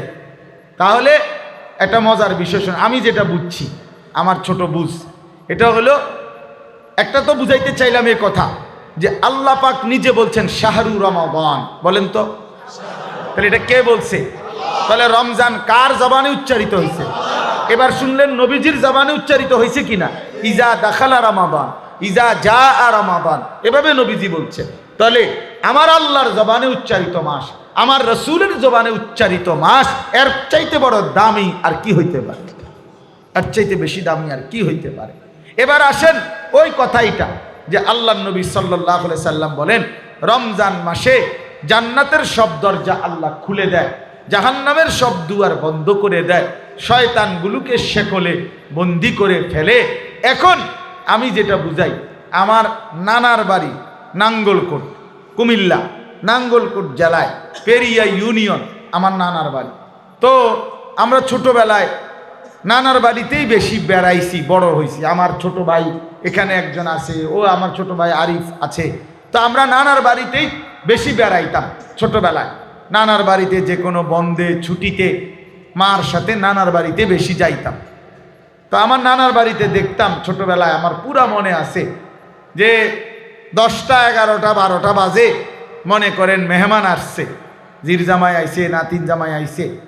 তখন নিয়ম ছিল গ্রামে সকালবেলায় তো মুরগি, পালা মুরগি, দেশি মুরগি পালতো মানুষ ঘরে ঘরে। সকালবেলা মুরগি ছেড়ে দিছে, তখন জামাই আইছে 11টা বাজে, মেহমান আইছে 12টার দিকে। এখন এই মুহূর্তে মুরগি মেহমানের জন্য জবাই করতে হইলে ধরতে হইব, আর এটা কেমনে ধরবো? তো তখন দেখতাম যে নানার বাড়ির 4 ঘরের বাইর হইবার গেট একটাই গেট ছিল, মনে করেন এই গেটটা। তো এই গেটটার মুখে জাল পাতত, এরকম জাল লাগাইতো, জাল আরই মাছ ধরার জাল। এই জাল লাগাইয়া এখন মহিলারা মুরগি এগুলারে সারা ঘর দুয়ার সব উঠান মুঠান মিলা দৌড়াইয়া সবাই মিল্লা হই হুল্লুর কইরা যেমনে হোক এনে আনতো। এদিক দিয়ে মুরগি বাইর হইতে গেলেই কোথায় আটকায় যাইতো? জালে। তখন মুরগিটা ধরে জবাই করত। এই ছিল, মানে বুঝাইছে তুমি চারিদিক থেকে দৌড়াইয়া আইনা যেদিক দিয়া বাইর হইতে চাইছিলা এইটাই তোমার আমার আটকানোর জায়গা। তো আমার অর্থ হইল, আমি বুঝছি এটা আল্লাহ তাআলা রমজান মাসে আল্লাহ তাআলা তার ইমানদার বান্দাকে বলছে, বান্দা জাহান্নামের সব দরজা বন্ধ, শয়তানগুলো সব শেকল দিয়া আটকাইয়া রাখছি, এইবার তুমি বান্দার জন্য একটাই শুধু রাস্তা খোলা রাখছি, সেটা হলো জান্নাতের রাস্তা। অতএব যেদিক দিয়েই রওনা দাও কোনোখানে বাজদা না, আটকাইতা না, জাহান্নামেও পড়তা না, শয়তানের বাঁধনেও আটকাইতা না। তো যেদিক দিয়ে রওনা দাও বাইর হইবা, ঢুকবা যেই খোলা জায়গাটা, এটা ঢুকলেই জান্নাত, ঢুকলেই জান্নাত, ঢুকলেই জান্নাত, ঢুকলেই জান্নাত। খোলা দরজা যেইটা, এটা শুধুই জান্নাত, শুধুই জান্নাত, শুধুই জান্নাত। হারাইতা না, এই রমজানে হারাইবা না, কোন না হারাইবা। দরজা জাহান্নামের দরজা বন্ধ, ভুল হইবে না। দরজা খোলা যেটা, এটা দিয়েই ঢুকবা, সবাই খোলা দরজা দিয়েই ঢুকবা। তো ঢুকলেই দেখবা জান্নাত, ঢুকলেই দাও। আর কোনো দিক দিয়ে হারাইবার সিস্টেম। এত বড় রমজানকে কেউ যদি কদর না করে, কি করা বাপ। আহা, আমি কেন কদর করলাম না, আমরাই বা কেন কদর করলাম না। এত বড় রমজান, এত বড় শ্রেষ্ঠতম রমজান। নবী সাল্লাল্লাহু আলাইহি ওয়াসাল্লাম বলতেন, কাদ আযাল্লাকুম শাহরুন আযীম। নবীজি বলতেন, তোমাদের মাথার উপরে ছায়া বিস্তার করেছে শাহরুন আযীম, এক মহান মাস, মাহে রমজান। শাহরুর রহমা, নবীজি বলছে এটা রহমতের মাস। শাহরুল মুআসাত, পারস্পরিক সহমর্মিতার মাস। শাহরুন ইউজাদু ফীহি রিজকুল মুমিন, এমন মাস যে মাসে মুমিনের রিজিক বেড়ে যায়। শাহরুন ফীহি লাইলাতুন খায়রুম মিন আলফি শাহর, এমন এক মাস যে মাসের একটি রাত আছে এমন যা হাজার মাসের রাতের চাইতে দামি, দামি। নবী সাল্লাল্লাহু আলাইহি সাল্লাম বলেন, মান হারুমা খায়রাহা ফাকাদ হারুমাল খায়রা কুল্লা। আল্লাহর নবী বলেন, হায় উম্মত, সবে কদর রমজানের এই রাত যে বঞ্চিত হলো, সে তো সমস্ত কল্যাণ থেকেই বঞ্চিত হলো।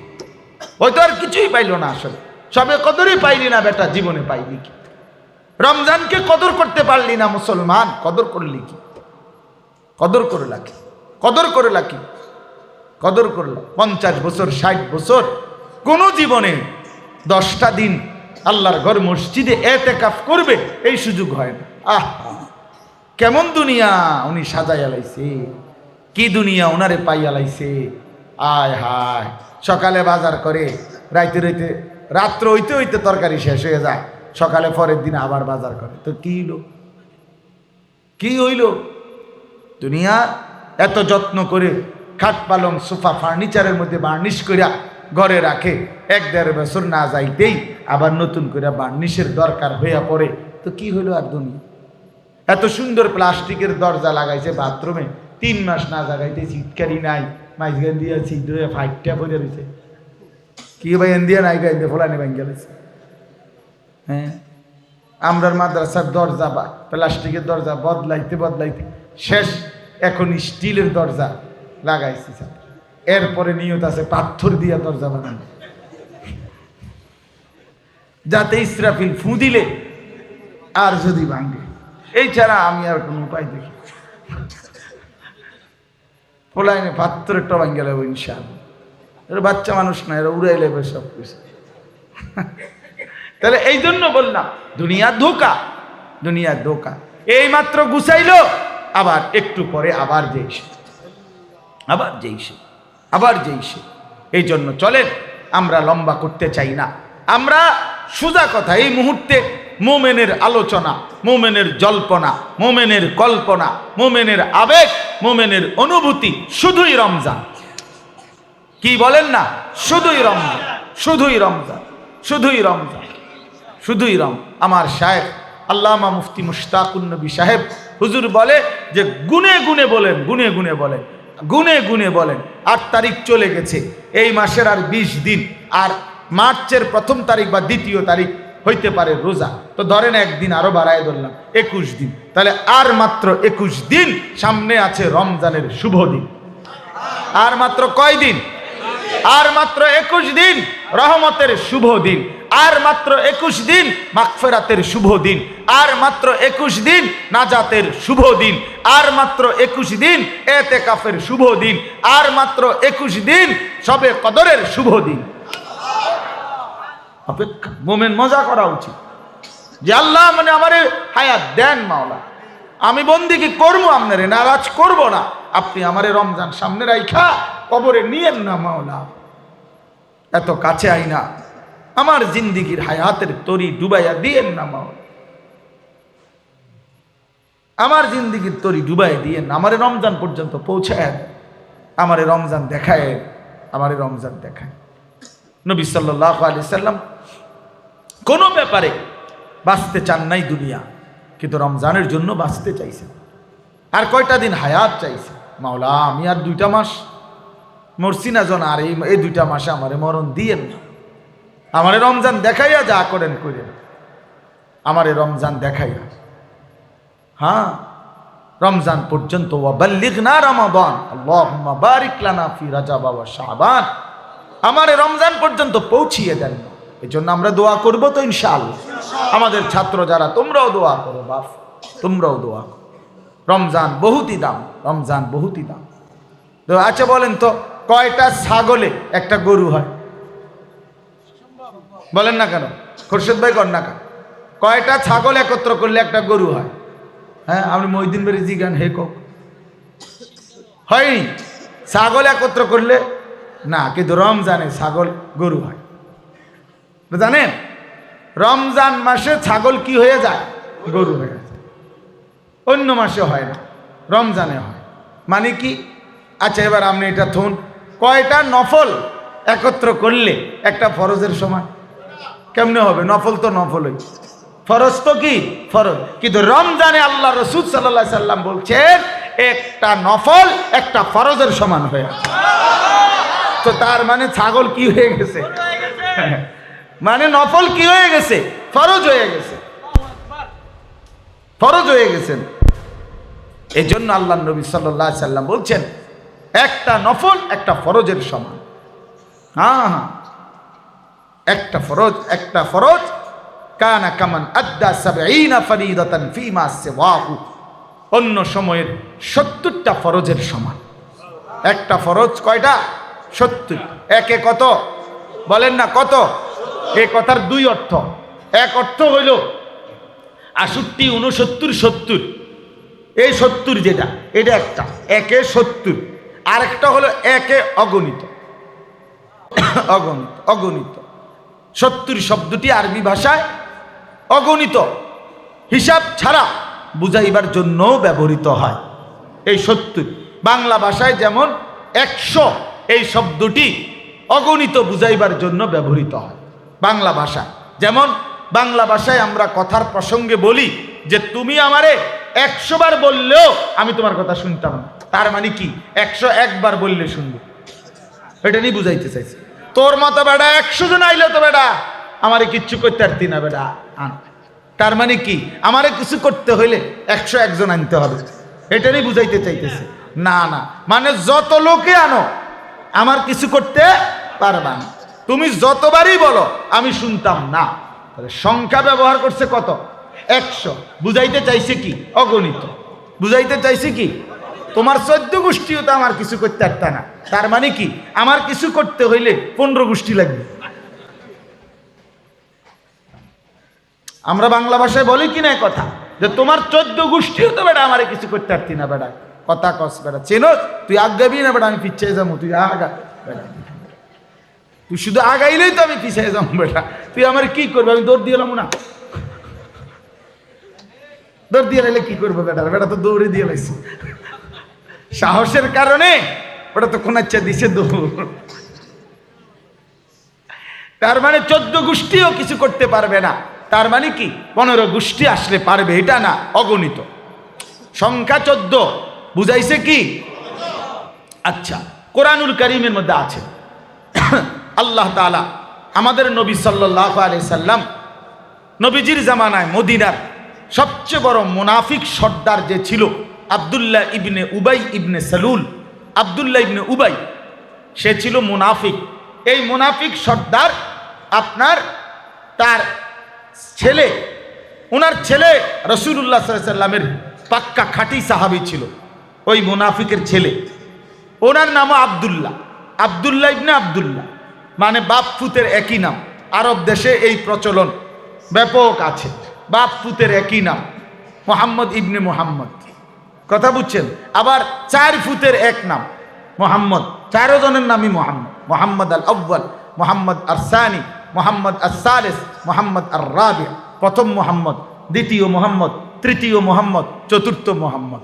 এইভাবে আরব মোহাম্মদ সাল্লাল্লাহু আলাইহি সাল্লাম নবীজির এই পবিত্র নামকে এত মহব্বত করে, এমনি তো মানুষ আরবে ডাক দিলে, হ্যাঁ এইভাবে ডাক আমরা কই না, এই ভাই তো আরব বলে মোহাম্মদ তাআল না, এই ডাকেই মোহাম্মদ কই, মানে কারো নাম না জানলে তারে ডাকে দেয় কি বলে? মোহাম্মদ, মোহাম্মদ। তো এই সাহাবী আব্দুল্লাহ, এই আব্দুল্লাহ নামের ওনার ছেলে সাহাবী, তো এই আব্দুল্লাহ ইবনে উবাই যে মুনাফিক সর্দার, নবীজির সবচেয়ে বেশি মদিনার পুরাটা সময় নবী সাল্লাল্লাহু আলাইহি সাল্লামকে বিরোধিতা করছে। এবং কোরআন শরীফে আছে এই আব্দুল্লাহ ইবনে উবাই তার মুনাফিকদেরকে বলছিল লা ইউখরিজান্নাল আ'আজ্জু মিনহাল আযাল, আমরা সম্মানী আমরা, আর মুহাম্মদ এবং তার অনুসারীরা হলো নিকৃষ্ট, তারারে আমরা সম্মানিতরা এই নিকৃষ্টদেরকে বের করে দেব। কোরআন শরীফে সূরা মুনাফিকুন এর ব্যাপারে নাজিল হয়েছে, আব্দুল্লাহ ইবনে উবাইয়ের ব্যাপারে। তো এই আব্দুল্লাহ ইবনে উবাই মারা গেছে। এখন নবী সাল্লাল্লাহু আলাইহি সাল্লামের ওই সাহাবী, ওই ওর ছেলে, উনি আইসা বলছে ইয়া রাসূলুল্লাহ, আমার আব্বা জান, আমিও জানতাম মুনাফিক, কিন্তু মুখে তো কালেমা পড়তো, আপনি কি তার জানাজা পড়বেন? তার জন্য একটু দোয়া করবেন। আল্লাহর নবী সাল্লাল্লাহু আলাইহি সাল্লাম নিজের সাহাবীর মহব্বতের কারণে আবেগে গেছেন, জানাজা পড়তে গেছেন। জানাজা পড়াইয়া আল্লাহর নবী হাত তুলছেন দোয়া করতে, দোয়া করতে, ওই এর ইস্তিগফার, তার জন্য মাফ চাইতেছিল। আল্লাহ তাআলা তখন কোরআন শরীফ নাজিল করে আল্লাহ তাআলা বলছেন সাবধান, কি করলেন বন্ধু? তখন আল্লাহ তাআলা বলছেন ইন তাস্তাগফির লাহুম 70 মাররাতান ফালান ইয়াগফিরাল্লাহু, নাকি ফালান ইয়াগফিরাল্লাহু লাহুম। এই সহজে আপনারা বুঝবেন। আল্লাহ বলছে হে নবী বন্ধু, আপনি যদি 70 বার, 70 মানে 70, 70 মানে কত? আপনি যদি এই মুনাফিকের জন্য আমি আল্লাহর কাছে একবার না 70 বারও যদি আপনি মাফ চান, আমি পরিষ্কার বলে দিলাম মাফ করব না। একেবারে দৈন্তান নয়, কেন না, মাফ করব না, মাফ করব না। এখন কি বুঝাইতে চাইছে আপনারা? বুঝছেননি কথাটা? মানে এখন কি বলতে চাইছে যে আপনি যদি তারে মাফ নেওয়াইতে হয় 71 বার কইতে হইব নাকি? 71 বার বললে আমি মাফ করে দেবো, এটা নিয়ে বুঝাইছে এখানে? না, সব তাফসীরে এটাই আছে। অর্থাৎ আল্লাহ বুঝাইতে চাইছে আপনি যাকে যতবারই বলেন, যতবারই ইস্তিগফার করেন, আমি মাফ করব না, আমি মাফ করব না বন্ধু।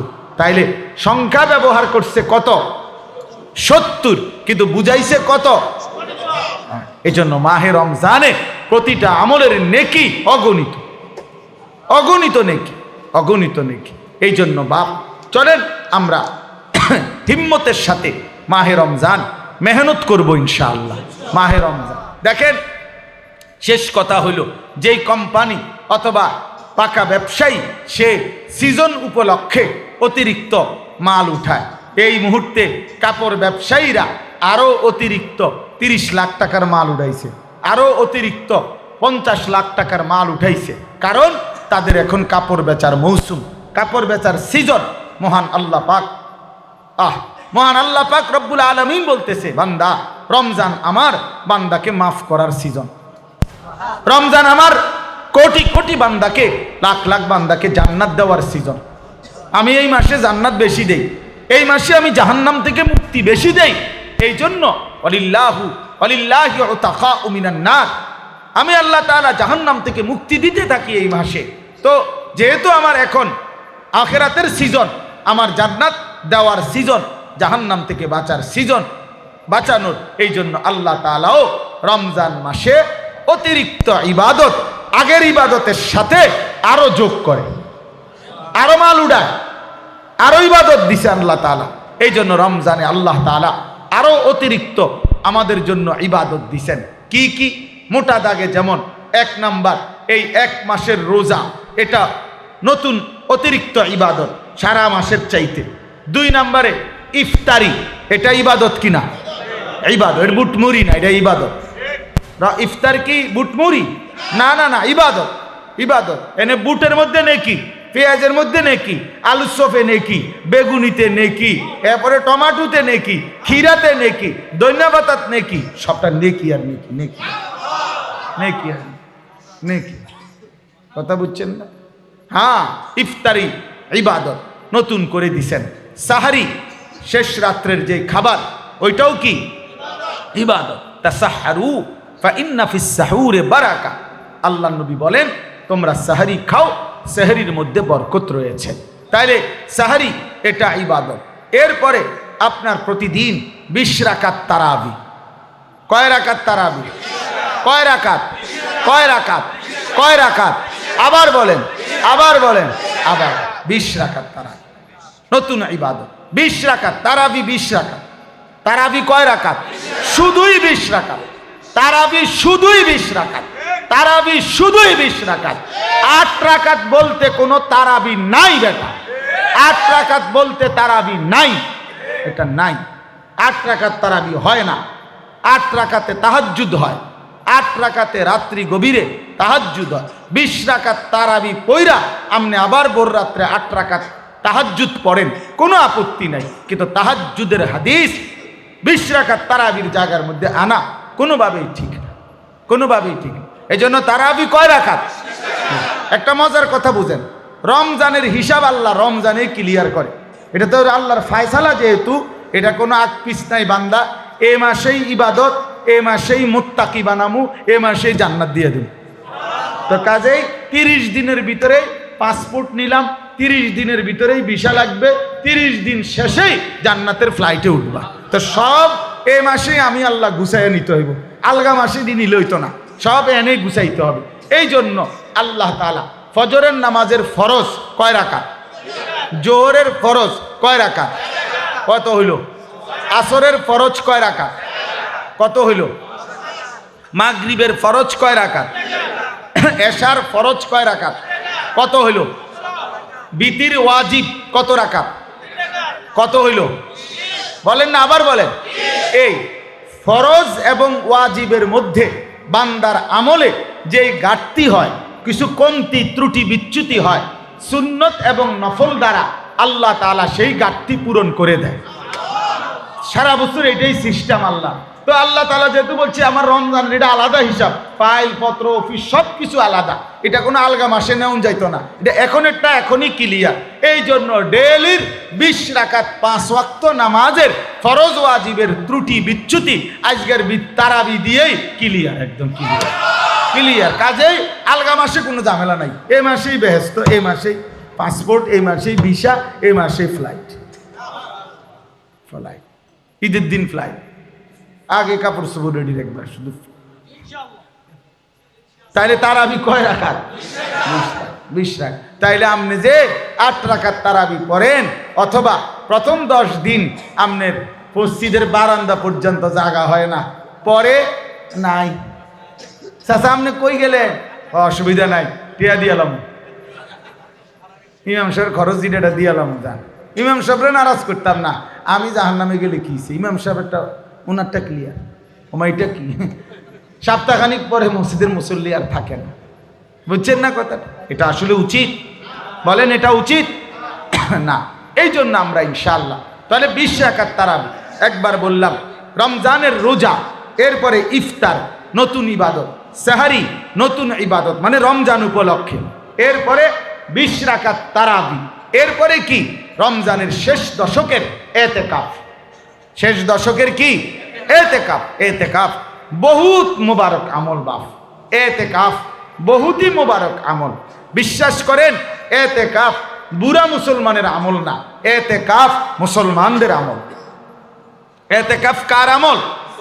মুসলমানের আমল, মোমেনের আমল, বুড়া মানুষের আমল না। আমরা দেশে বানায় নিছে এতেকাফ হলো বুড়া মানুষের আমল। বুড়াও মানে আসাধ্য বুড়া আন, আসাধ্য কি বুড়া আনজিনি, অর্থাৎ একবারে শেষ, একেবারে জোরাজারি গিরাগারি ছেড়ে দিছে যার, যার আর কোনো চা দোকানও বইতে দেয় না, বাড়িতেও বসতে দেয় না, একদম হাত পাও গিরাগারি ছেড়ে দিছে। 4-5 জনে আলগি দিয়া ওনারে মসজিদে আইনা শোয়া দিছে, কানে কানে বলছে চাচা এটা পুরো এলাকার ইজ্জত, এটা পুরা ফ্যামিলির ইজ্জত, আপনি কোনো রকমে শুইয়া থাকেন, নাহলে সবগুলা লোক আমরা গুনাহগার হমু। এই জন্য আমনে শুধু কোনো রকমে, আমনের এটা মূলত কোনো এতেকাফ না, এটা হোতাকাফ। আমনের এই যে হোতায় দিছি, আর চাঁদ উঠলে আমরাই নিয়ে যাম। এই চাচারে হোতাকাপ দিয়া দিছে, আর তারা সবাই বিশ্বকাপ, মানে তারা সব খেলাধুলা, তামাশা, বাজার, মার্কেট, জুতা, শাড়ি, জামা, গহনা কিনতেছে। আহা, অথচ আল্লাহর নবী সাল্লাল্লাহু আলাইহি সাল্লাম বলছেন এতেকাফের 2টা ফজিলত নবীজি বলছেন। 1, ওয়ায়াতাকিফুজ যুনুব, সে সমস্ত গুনাহ থেকে বিরত থাকে। 2, ওয়ায়ুজজা লাহু মিনাল হাসানাত কাআমিলিল হাসানাতে কুল্লিহা।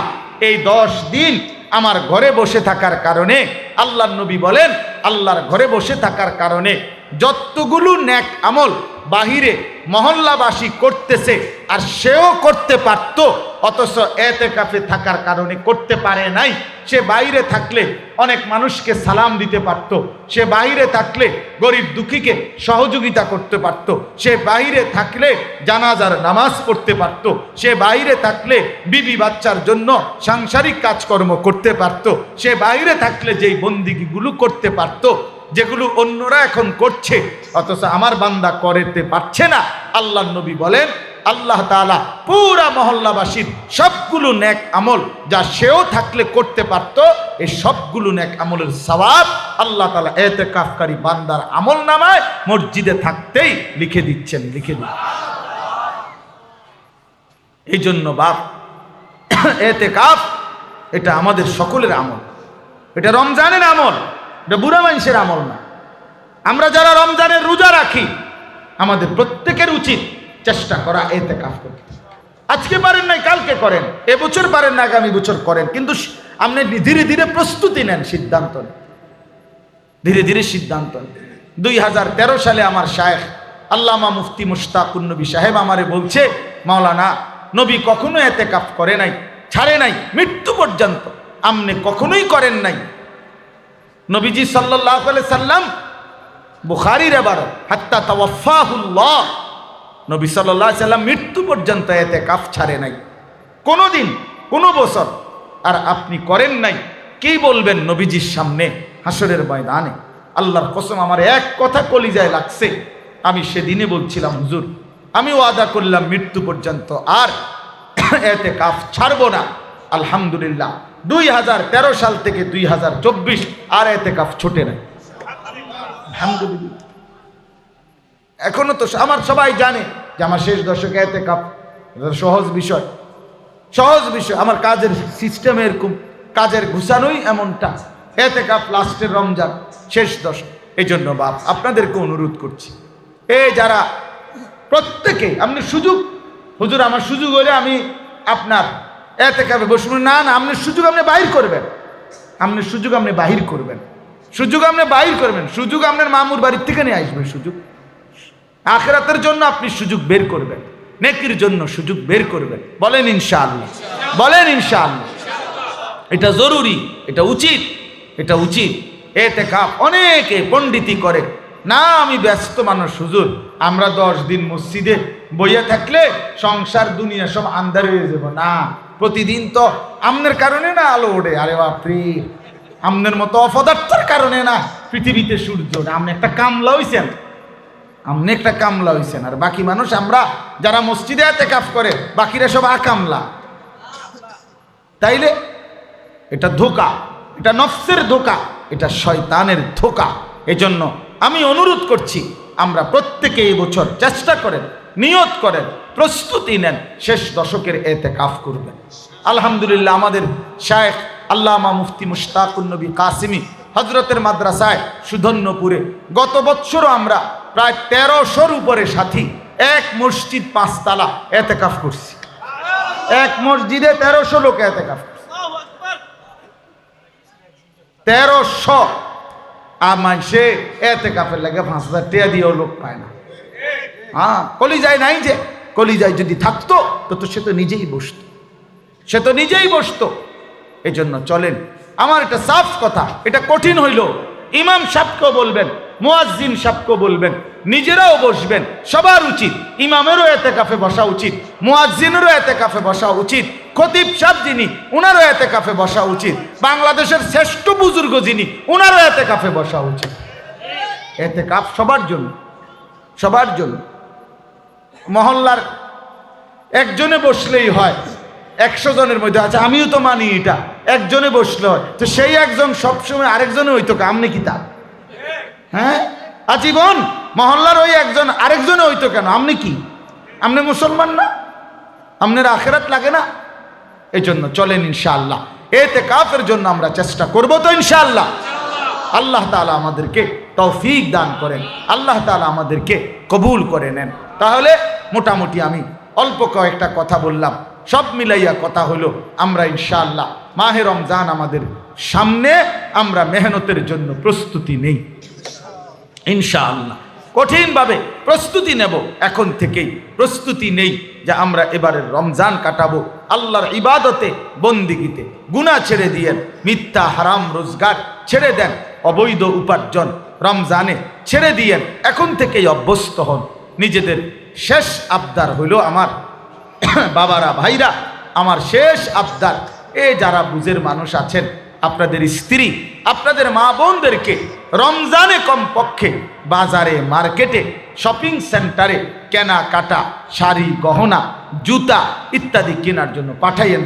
আল্লাহর দোহাই বাপ, এটা মুসলমানের সংস্কৃতি না, মুসলমানের সংস্কৃতি না, এটা বেঈমানদের সংস্কৃতি। এটা কাফেররা চাপাইছে, এটা মুশরিকরা চাপাইছে, এটা ইহুদিরা চাপাইছে, এটা খ্রিস্টানরা চাপাইছে, এরা হিন্দুরা চাপাইছে। এটা দুর্গা পূজার অনুষ্ঠানিত হইতে পারে, ঈদের কোনো অনুষ্ঠান হইতে পারে না। সোজা কথা, সোজা কথা। নতুন জামা, নতুন শাড়ি, নতুন গহনা, নতুন জুতা কিনতে হবে পুরা একটা মাস। আহা, আল্লাহ তাআলা বলে বান্দা রহমত নাও, আল্লাহ তাআলা বলে বান্দা মাগফিরাত নাও, আল্লাহ তাআলা বলে বান্দা জাহান্নাম থেকে মুক্তি নাও। আর ওই অসভ্য মহিলা, এই বেহায়া মহিলা বলে আল্লাহ তোমার নাজাত তোমার কাছে রাখো, আমি জুতা কিনতে চাই, জুতা কিনতে চাই, আমি জুতা কিনতে যাই, তোমার মাগফিরাত তোমার কাছে রাইখা দাও, আমার জামা দরকার, আমার শাড়ি দরকার, আমার গহনা দরকার, আমার অলংকার দরকার, আমি এগুলা কিনতে যাই।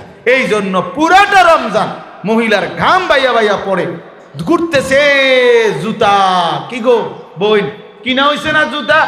না, কি সমস্যা? কালার সহেজ হইলে রং সহেজ হয় না, রং সহেজ হইলে কালার, একটু ডিপ চাই, হেইতে দেয় লাইট, লাইট হইলে ডিপ, মানে আসল কত হইল গোরন, শুধু আসল কত হইল গুড়া, গুড়া।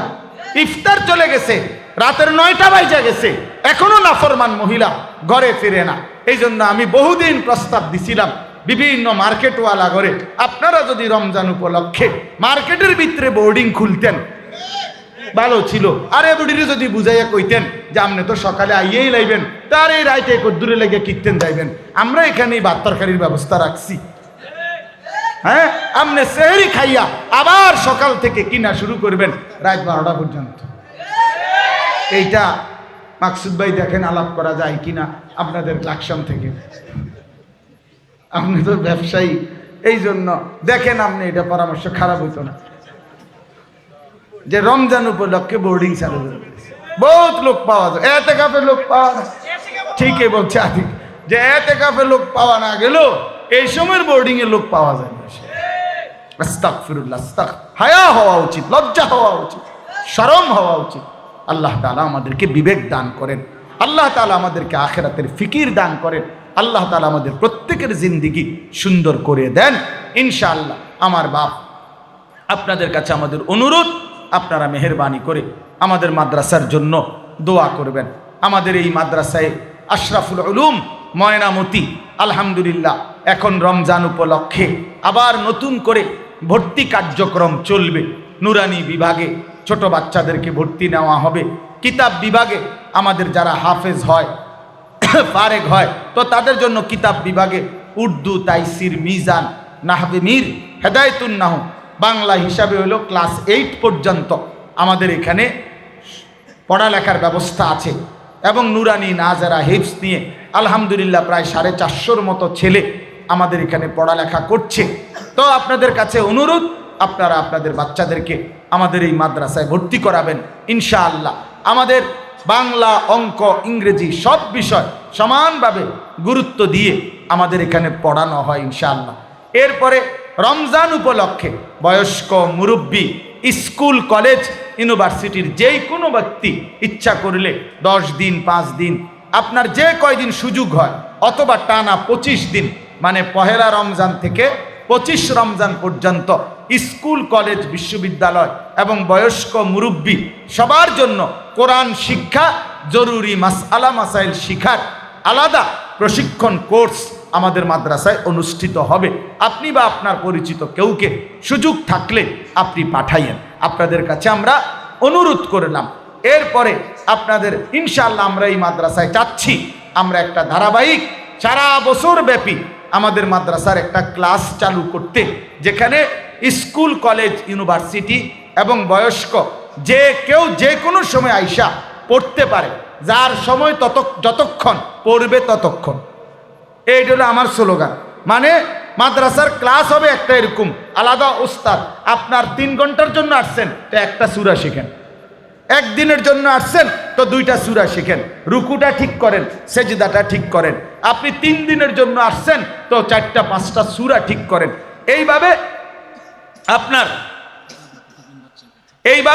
আপনার যার সময় যতক্ষণ পড়বে ততক্ষণ, এইভাবে আমরা ইনশাআল্লাহ একটা ক্লাস চালু করার উদ্যোগ নিতেছি।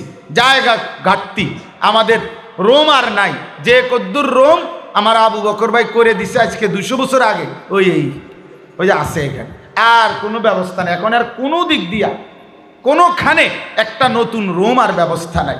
নতুন জায়গায় আল্লাহ তাআলা আমরা মাদ্রাসার জন্য জায়গা কিনা হয়েছে আলহামদুলিল্লাহ, অনেক টাকা আমরা ঋণী আছি মাদ্রাসার এই জায়গার। আপনাদের কাছে অনুরোধ, মাদ্রাসার জায়গায় আপনারা আপনাদের মহব্বতে দিল খুলে অংশগ্রহণ করেন, বরকত হবে ইনশাআল্লাহ। মাদ্রাসার 94.5 শতক জায়গা একটু একটু করে যদি দেন বরকত হবে। একদিন এখানে মসজিদ হবে, মাদ্রাসা হবে, আল্লাহ চাইলেই হবে, আল্লাহ করলেই হবে ইনশাআল্লাহ। ইনশাআল্লাহ বড় সড়ো কমপ্লেক্স করার ইচ্ছা আমাদের এই মাদ্রাসার ওই জায়গার মধ্যে। এই জন্য আপনাদের কাছে অনুরোধ, মাদ্রাসার জায়গাতে অংশগ্রহণ করেন এবং রমজান মাসে এখানে ছাত্ররা ইফতার করবে, উস্তাদরা ইফতার করবে, আরও অনেক সাথী অতিরিক্ত আসবে। আপনাদের কাছে এখানেও অনুরোধ করলাম, ইফতারের ফান্ডে রমজান মাসে বাচ্চাদের ইফতারের জন্য এখানেও আপনাদের সুযোগ থাকলে আপনারা কিছু সহযোগিতা কইরেন। যার যেটুকু সহযোগিতা হয় আল্লাহর জন্য দিলে, আল্লাহর জন্য খরচ করলে বাপ কখনোই কমে না। কারো দান, কারো সাদাকায় আল্লাহ তাআলা কমায়া দেয় না। দান সদকা কমে না, বরং সুদ ঘুষ যদিও দেখতে মনে হয় বাড়ে, কিন্তু খোদার কসম আল্লাহ বলছে কমে। হারামে কমে, হালালের মধ্যে কি হয় না, কমে না। এই জন্য আপনারা মাদ্রাসার জমিতে পারলে দান কইরেন এবং রমজানের ইফতারের ফান্ডে সুযোগ থাকলে দান কইরেন। আর আমাদের এই মাদ্রাসায় অনেক ছাত্র আছে, এখানে বড় বড় হাফেজে কোরআন, হাফেজ ছাত্র, উস্তাদ আছে হাফেজ। আপনাদের এলাকার আশপাশের যেখানে হোক, যদি কোনো মসজিদে তারাবির জন্য, খতমে তারাবির জন্য একেবারে আমাদের ছাত্র, আমরা একেবারে খুশি দিলে ফি সাবিলিল্লাহ, আল্লাহর সন্তুষ্টির জন্য আমাদের ছাত্র উস্তাদ কোরআন শরীফ হেফজ পড়াবে, তারাবি পড়াবে। এই হিসাবে যদি কারো প্রয়োজন হয় তা আমাদের মাদ্রাসার সাথে যোগাযোগ করলে আমরা আপনাদেরকে খতমে কোরআনের জন্য হাফেজ সাহেব দেওয়ার চেষ্টা করব ইনশাআল্লাহ। আল্লাহ তাআলা আমাদেরকে তৌফিক দান করেন। সর্বশেষ আপনারা সব সময় আমাদের এই ইসলাহি মজলিসে, আমার শায়েখের এটা আদেশ, আল্লামা মুফতি মুশতাকুন নবী সাহেব হযরত সব সময় বলে ইসলাহি মজলিসে কিছু সহযোগিতা আপনারা নিবেন, এটা আমারে আদেশ করে রাখছে।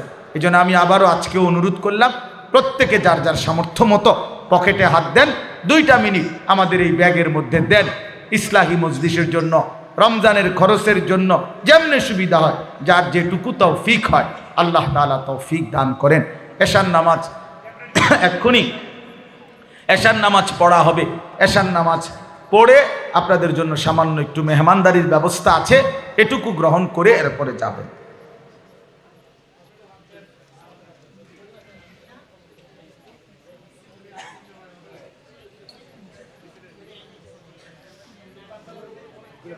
হ্যাঁ, খুলো খুলো।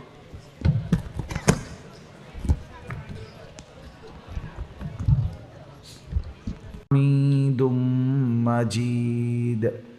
সুবহানাকা লা ইলমা লানা ইল্লা মা আল্লামতানা ইন্নাকা আনতাল আলিমুল হাকীম। কোরআন শরীফ দর্শন।